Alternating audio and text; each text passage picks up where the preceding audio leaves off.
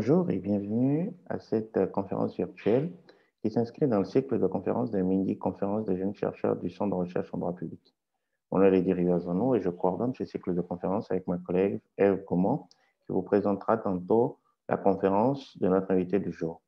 Notre invité du jour a pour nom Victor Laroucaire. Victor, après une licence en droit, a complété un Master 1 dominant droit public effectué en échange à l'Université du Québec à Montréal et un Master 2 en droit public des affaires obtenu à l'Université Grenoble-Alpes en France. Il est actuellement candidat au doctorat à l'Université de Montréal. Sa thèse et ses recherches portent fondamentalement sur la fiscalité québécoise et canadienne, la théorie de l'impôt et la philosophie de l'impôt. En plus de sa thèse, il enseigne actuellement dans cette même institution à titre de chargé de cours en droit fiscal à la faculté de droit et est également assistant de recherche dans ce même établissement. Sans plus tarder, je passe la parole à ma collègue Eve Gaumont pour vous présenter la conférence du jour. Merci. La conférence que vous apprêtez à visionner traite de droit fiscal.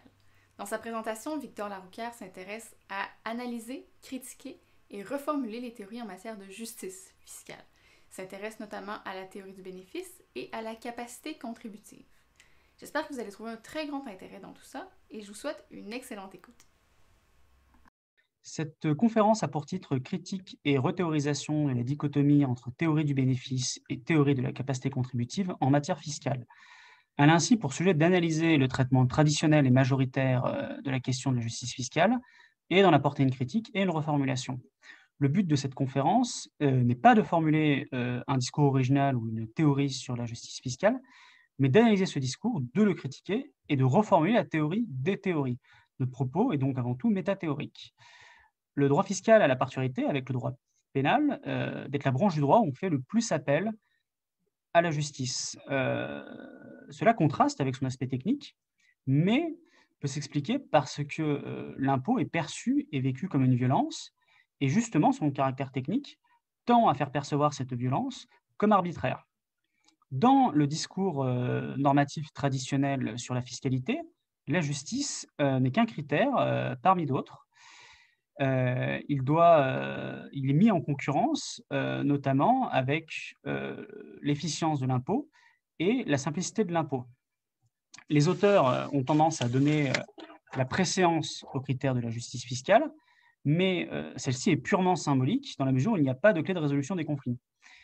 La justice fiscale, dans ce discours, vise à répondre à 3 questions. Qui imposer? C'est la question de l'assujettissement. Quoi imposer? C'est la question de la base de l'impôt. Et comment imposer? C'est la question du tarif de l'impôt.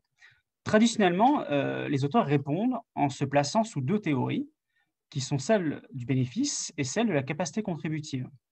Ces théories sont tantôt vues comme antagonistes, tantôt vues comme complémentaires. Ce discours est très commun, on le retrouve dans quasiment toutes les introductions qui concernent le droit fiscal, que ce soit d'un point de vue juridique, politique ou économique. On retrouve également dans l'ensemble des rapports publics au Canada qui traitent de la fiscalité, que ce soit au niveau provincial ou fédéral, et à ma connaissance, dans la plupart des rapports publics qui traitent de la fiscalité dans les autres pays occidentaux. La première partie de cette conférence aura pour but de présenter cette dichotomie et les formulations les plus courantes de la théorie du bénéfice et de celle de la capacité contributive. La seconde aura pour but de critiquer cette grille de lecture et enfin, la troisième aura pour but de rethéoriser cette grille de lecture, notamment en la complexifiant afin qu'elle puisse rejouer son rôle heuristique. Le premier élément dans cette dichotomie est la théorie de la capacité contributive. Parmi les fiscalistes, cette théorie est largement majoritaire. Il est possible de faire remonter son origine à Aristide le Juste et à Aristote, mais c'est avec saint Thomas d'Aquin qu'elle connaît ses premiers développements substantiels. La théorie de la capacité contributive postule une égalité relative de l'impôt. Elle se base sur l'idée de justice distributive et donc d'une égalité de rapport. La dette fiscale doit se répartir proportionnellement à la capacité du contribuable à supporter la charge. Dans la version moderne la plus courante, dont la tradition remonte à John Stuart Mill, la théorie de la capacité contributive et l'application au domaine fiscal de l'utilitarisme. Le raisonnement est que l'impôt représente un sacrifice, une perte d'utilité, et qu'il convient de répartir ce sacrifice de manière égale. L'interprétation majoritaire d'un sacrifice d'utilité égale est celle qui propose un sacrifice équiproportionnel. Ça veut dire que chaque contribuable perd un pourcentage identique d'utilité. Cette version repose sur deux hypothèses, à savoir que l'utilité marginale de l'argent serait décroissante, et la seconde est que tous les contribuables possèdent la même courbe d'utilité de l'argent. Les deux combinés ont pour conséquence de postuler que plus les gens sont riches, plus l'utilité qu'ils retirent d'$1 est moindre. Les auteurs, majoritairement, concluent que l'impôt idéal serait un impôt progressif sur le revenu des particuliers. S'oppose ou se complémente à cette théorie celle du bénéfice. Il s'agit de la doctrine minoritaire en matière de justice fiscale. Historiquement, il est possible d'en trouver les traces chez Cicéron, mais c'est surtout avec les premiers philosophes contractualistes, et notamment chez Hobbes, qu'on en retrouve l'origine. Il s'en dégage deux grandes interprétations, une qu'on pourrait qualifier de moderne et une contemporaine. Majoritairement, les auteurs soutiennent l'interprétation contemporaine de la théorie du bénéfice. Suivant l'interprétation, l'égalité va différer. Dans la version moderne, ça va être une égalité de rapport. On va payer proportionnellement au service qu'on reçoit. Et dans la version contemporaine, on va payer la somme des services qu'on en reçoit. Les deux théories reposent sur l'image du contrat. Cependant, la nature du contrat et les termes de l'échange diffèrent. La version moderne découle directement de la théorie du contrat social. L'impôt est conçu comme un des prix du contrat social. La répartition de l'impôt va donc s'effectuer en fonction du gain qu'il y a à entrer en société, et donc repose sur l'hypothèse qui est faite de l'état de nature. Il y a deux versions principalement, celle formulée par Hobbes et celle formulée par Locke. Chez Hobbes, l'état de nature est un état de guerre permanente, l'homme est un loup pour l'homme. Donc, ce qu'apporte le contrat social, c'est la vie, le fait de jouir de la vie. Il en conclut que l'impôt devrait se répartir proportionnellement à la consommation. Chez Locke, l'entrée en société est effectuée pour la préservation de la propriété qui existe dans l'état de nature. Ainsi, le gain est la préservation de sa propriété. Il en déduit donc que l'impôt doit se payer proportionnellement aux biens qui sont protégés par l'État. La version contemporaine, par contre, de la théorie du bénéfice, considère l'impôt comme un quasi-contrat. Faute de la possibilité d'un échange contractuel pour la fourniture de certains biens, il en déduit que l'impôt doit correspondre au coût de production du service fourni. Par exemple, le cas le plus simple est celui de la défense nationale. Cela consiste à répartir le coût de la défense nationale de manière égale entre tous les contribuables qui en bénéficient. L'un des principaux problèmes liés à cette grille de lecture se nombre de trois. Le premier défaut de cette dichotomie est la tendance à restreindre les discussions sur la justice fiscale dans les débats qui étaient à l'ordre du jour à l'époque de sa popularisation. L'une des réactions face à cet enfermement a été l'apparition de nouveaux critères qui affaiblissent l'idée de justice fiscale. Cette dichotomie est devenue incontournable dans le cadre de l'impôt progressif sur le revenu, qui s'est déroulé au tournant du XXe siècle. L'un des auteurs qui a participé à populariser cette dichotomie est Edwin Seligman. Cependant, sa thèse grève encore cette grille de lecture. Pour lui, le débat entre l'impôt progressif et l'impôt proportionnel serait la projection pratique de la controverse entre la théorie du bénéfice et celle de la capacité contributive. Il fait, lui, après le choix, via une sorte d'historicisme hegelien, de voir dans l'histoire de l'impôt la réalisation permanente du principe de la capacité contributive, le Steuergeist, face à la réalité socio-économique.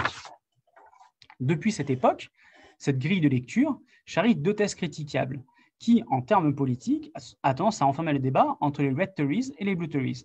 La première thèse critiquable est celle de la fonction purement fiscale de l'impôt. Le rôle de l'impôt serait uniquement et simplement de répartir entre les contribuables les frais de fonctionnement de l'État. Cette conception de l'impôt est associée à l'idée de neutralité de l'impôt, neutralité tant au sens économique qu'au sens social. L'impôt ne doit pas altérer la distribution des droits de propriété et ne doit pas moraliser, ni stimuler, ni protéger. Il ne s'agit pas de dire qu'une telle conception de l'impôt n'est pas acceptable, mais que celle-ci ne va pas de soi et qu'une théorie de la justice fiscale doit justifier une telle conception de l'impôt. Surtout que face à une réalité fiscale qui est de plus en plus interventionniste, cette grille de lecture ne permet soit une attitude réactionnaire, soit une attitude passive. La seconde thèse critiquable, qui est associée à la précédente, est que l'analyse de l'impôt ne se fait que dans son effet direct sur le revenu du contribuable.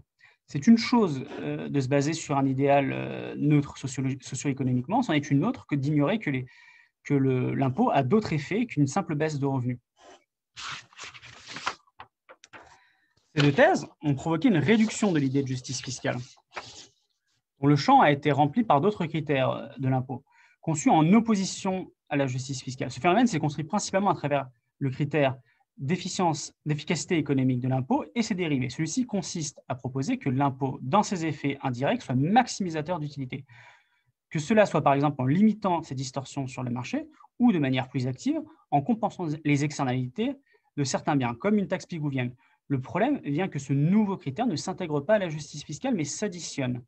L'efficacité économique est conçue comme un axiome indépendant sans clé de résolution des conflits avec la justice fiscale, ce qui fait perdre à la théorie du bénéfice et à la théorie de la capacité contributive une grande partie de leur capacité critique et propositionnelle, car chacune des propositions ou critiques peut être contrebalancée par le critère de l'efficacité économique. Les deux autres défauts de cette grille de lecture sont à la fois révélés et dus à la manière dont les auteurs appréhendent les termes de cette dichotomie. Il se dégage trois attitudes. La première consiste à les opposer, la seconde à ménager à chacune un champ d'application et la troisième à les confondre. Les deux dernières attitudes sont révélatrices des effets du réductionnisme qu'opère cette dichotomie. Aujourd'hui, il est courant de considérer que la théorie du bénéfice et celle de la capacité contributive se trouvent à s'appliquer parallèlement. Le problème est que les auteurs qui les opposent ou qui les adjoignent ne sont pas eux-mêmes en opposition, mais se trouvent à tenir inconsciemment des discours différents. Les auteurs qui souhaitent ménager une place à la théorie du bénéfice ne répondent pas vraiment à la question de la forme de l'impôt, mais le font dans le cadre de la question de la forme de l'impôt. Ceci est dû au fait que la théorie du bénéfice, tout comme la théorie de la capacité contributive, ne répondent pas à l'ensemble des questions normatives sur l'impôt, mais que comme elles monopolisent le sujet, les interrogations autres font éruption à la mauvaise place. Les auteurs qui considèrent la théorie du bénéfice comme complémentaire placent en fait la théorie du bénéfice sur un terrain plus large, à savoir que dans les relations financières qui existent entre les individus et l'État, certaines de celles-ci sont basées sur l'idée d'une contrepartie directe. Le problème, c'est que c'est une chose de dire qu'un prix devrait se substituer à un impôt et une autre qu'un impôt correspond à un prix. La première est relative à la pertinence du recours à l'impôt, qui n'est pas une question traitée par la grille de lecture traditionnelle. La seconde porte sur la forme de l'impôt. Interprétée en complémentarité, la théorie du bénéfice se retrouve être une théorie de l'injustice fiscale camouflée sous les traits d'une théorie de la justice fiscale. Deuxièmement, le fait que certains auteurs fassent une confusion est révélateur d'un autre problème de cette grille de lecture. Ces théories sont devenues des axiomes et non le résultat logique d'une théorie de la justice ou d'axiomes plus généraux. Du fait que les deux théories, dans leur formulation stricte, ne sont pas strictement antagonistes, une confusion est possible. Ce problème est illustré par la difficulté qu'ont de nombreux auteurs à analyser les propos d'Adam Smith et estiment que celui-ci commet une confusion. En effet, Adam Smith considère que les sujets d'un État doivent contribuer au soutien du gouvernement, chacun le plus possible en proportion de ses facultés, c'est-à-dire en proportion du revenu dont il jouit sous la protection de l'État. On constate que la dichotomie prise dans sa formulation stricte ne permet pas de classifier les propos d'Adam Smith. Le problème est que les auteurs, en déployant une conception de la justice fiscale, vont choisir une école en fonction d'éléments qui arrivent tardivement dans leur raisonnement. Cette grille de lecture se retrouve donc à mettre en commun des théories qui sont très différentes et inversement à séparer des théories très proches. En outre, elle permet, avec ces confusions, la formulation de théories non cohérentes, certains auteurs faisant un syncrétisme entre des théories non compatibles en amont, mais placées sous l'égide de la théorie de la capacité contributive ou du bénéfice. Ces problèmes se trouvent très bien illustrés par les différentes interprétations possibles de la théorie du bénéfice dans sa version contemporaine. La volonté de faire un impôt un quasi-prix dans ces théories répond à deux motivations qui peuvent se retrouver en contradiction. La première est que l'impôt porte atteinte aux droits de propriété du contribuable, droits qui sont naturels et dont l'État ne peut porter atteinte sans le consentement concret du contribuable. La seconde motivation est que si l'État veut maximiser l'utilité, il doit produire le moins de distorsions possible sur le marché, qui est présupposé être à l'équilibre. Pour cela, l'État, dans le cadre de son financement, doit se rapprocher de celui d'un acteur privé. Cela a pour conséquence de rapprocher l'impôt d'un prix. On voit d'ailleurs que dans cette dernière version, les auteurs se trouvent très proche au niveau du principe éthique de ceux qui soutiennent la théorie de la capacité contributive dans son sens sacrificiel. Ce qui les sépare n'est pas au niveau éthique, mais dans la réalisation de l'objectif éthique, dans l'appréhension du réel. Ce rapprochement de théories ayant des principes éthiques très différents au sein d'une même branche et le manque d'analyse des théories en amont a tendance à produire des conclusions douteuses.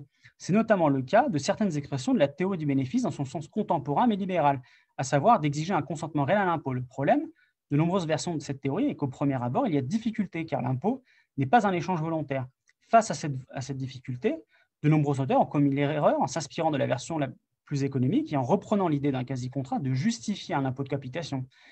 Ils sont passés ainsi d'une conception subjective, volontariste du contrat, à une conception objectiviste d'inspiration aristotélicienne, reposant sur l'idée d'équilibre contractuel. La contradiction de cette interprétation de la théorie des bénéfices est que la métaphore du contrat n'est pas l'axiome, mais la conséquence de la volonté de ménager les droits de propriété. Il résulte de ce qui a été dit que la dichotomie entre la théorie du bénéfice et de la capacité contributive ne joue plus son rôle heuristique. D'une part, elle ne permet plus d'avoir une lecture critique et comparative des différentes théories de la justice fiscale, et d'autre part, elle réduit de manière injustifiée le champ des possibles en cette matière. C'est pourquoi nous proposons dans cette troisième et dernière partie de formuler les grandes lignes d'une autre grille de lecture permettant une plus grande expression des conceptions de la justice fiscale et facilitant une analyse comparative entre elles. Le parti pris est que la dichotomie entre la capacité contributive et celle du bénéfice n'est pas fondée sur une mauvaise intuition, mais nécessite une complexification et une prise de hauteur plus importante afin de la réintégrer à la question plus générale de la justice. Le premier point à aborder est celui des questions auxquelles une théorie de la justice fiscale doit répondre. Dans la dichotomie traditionnelle, comme dit en introduction, les interrogations se limitent à 3 et peuvent être subsumées sous la question de la forme de l'impôt. Il y a l'oubli de 2 autres questions. L'une se situe en amont, l'autre en aval. Celle en amont est la question du recours à l'impôt. Est-il juste de recourir à l'impôt? Et si oui, dans quel cas et dans quelle quantité? Pendant longtemps, cette question a été la question principale en matière fiscale. C'est notamment le cas dans le cadre de la cité antique et au Moyen-Âge. Ce n'est qu'avec l'apparition de l'État et avec ce que Michel Foucault appelle la gouvernementalité que la question de la forme de l'impôt est devenue prépondérante. Cette question du recours à l'impôt est légitime car l'État possède d'autres méthodes de financement qui peuvent être aussi productives que l'impôt, comme l'instrument monétaire. De plus, un État sans finance peut exister, comme l'a démontré Paul Amstutz, et donc a fortiori un État sans impôt. La question en aval est celle des moyens de l'impôt. Qu'est-il juste pour l'État de faire dans le cadre du processus d'établissement et de recouvrement de l'impôt? Cette question n'est pas sans impact sur la question de la forme de l'impôt, car elle peut restreindre le choix. Par exemple, certains auteurs au XIXe siècle n'étaient pas contre le fait de répartir l'impôt en fonction de la capacité contributive, mais ils étaient contre l'impôt sur le revenu, au motif que son établissement nécessitait une intrusion inacceptable dans la vie privée des gens. Ils préféraient alors des impôts sur des signes extérieurs de richesse, ces derniers pouvant être constatés sans intrusion. Le meilleur exemple de ce type d'impôt est l'impôt sur les portes et fenêtres. Le second point à aborder est qu'une théorie de la justice fiscale est une théorie pratique composée principalement de 2 ensembles théoriques de nature différente. Le premier élément d'une théorie de la justice fiscale est un élément éthique, élément idéal d'ordre axiologique qui se compose de jugements normatifs et évaluatifs. Le second élément est son élément scientifique. Il se compose de jugements de faits d'un ensemble de théories sur le réel. Cette distinction reste artificielle et ne préjuge pas d'un dualisme radical, d'une séparation stricte entre le noumen et le phénomène. Elle n'exclut pas, bien au contraire, des théories d'inspiration matérialiste. En effet, les théories sur le réel participent à l'élaboration d'éléments éthiques. Pour ce qui est du second élément, il se situe entre une théorie de la justice au sens large et sa réalisation concrète, et dans ce qui nous concerne, ses implications en matière fiscale.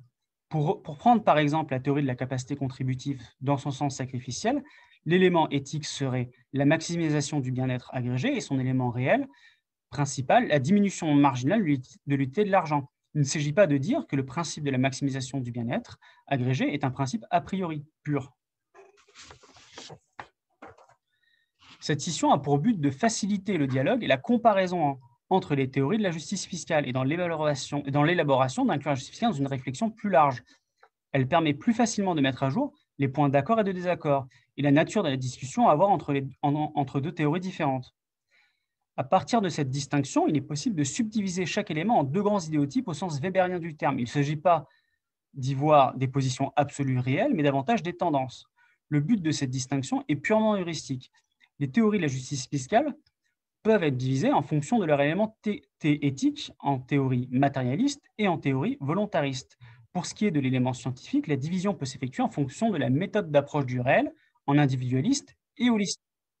Le souhait derrière la division entre les théories matérialistes et volontaristes est de retrouver la dichotomie originale entre la théorie du bénéfice et la théorie de la capacité contributive, tout en embrassant les théories anciennes et actuelles sur la justice fiscale. Quand nous parlons de théorie matérialiste et volontariste, il s'agit de tendances, et cela concerne l'élément éthique qui est pertinent à la matière fiscale. Cette dichotomie n'a pas prétention ni l'objectif de structurer le champ éthique en général. Par matérialiste, nous entendons des théories de la justice fiscale qui expliquent leurs principes en recourant de manière prépondérante à des considérations matérielles, en expliquant le supérieur par l'inférieur. Ce qui détermine en dernière instance la justice fiscale sont des considérations sur la matière. On retrouve dans cette famille des théories naturalistes au sens aristotélicien et scolastique du terme, des théories hédonistes comme l'utilitarisme, des théories historicistes comme la théorie marxiste ou solidariste. Plus généralement, on retrouvera les théories de la capacité contributive dans cette catégorie. Par théorie matérialisme, nous ne présumions d'aucun monisme ontologique, seulement une tendance dans l'explication des principes applicables aux domaines fiscaux. Par volontarisme, à l'inverse, nous regroupons des théories qui fondent principalement la genèse de leurs principes applicables au domaine fiscal par un acte de volonté. Celui-ci peut être réel ou fictif, comme dans les théories empruntant l'idée d'un contrat social.